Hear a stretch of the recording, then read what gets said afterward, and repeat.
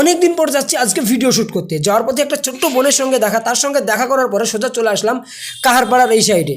এখানে আসার পরে দেখি যারা হচ্ছে বিএসএফ আছে, বর্ডার সিকিউরিটি ফোর্স, তারা অনেকগুলো খাবার, গ্যাস এইসব নিয়ে যাচ্ছে তাদের ক্যাম্পে। এখানে গাড়িটা রেখেছে, আমরা ওপরে দাঁড়িয়ে দাঁড়িয়ে সেলফি তুলছিলাম, আর আমাদের আরও কিছু বন্ধু আসবে তাদের জন্য অপেক্ষা করছিলাম।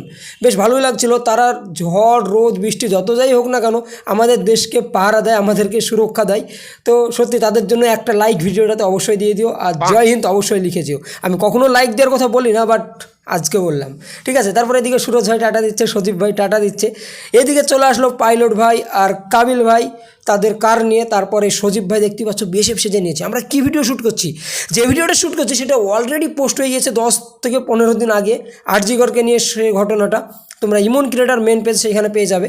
তো তারপরে দেখতে পাচ্ছ সেই পদ্মা নদীর ভিউটা দেখতে দেখতে আমরা যাচ্ছি ফাঁকা একটা জায়গায়, কারণ ওইখানে প্রচণ্ড ভিড় ছিল। ভিড়ের মধ্যে ভিডিও করা আমাদের খুব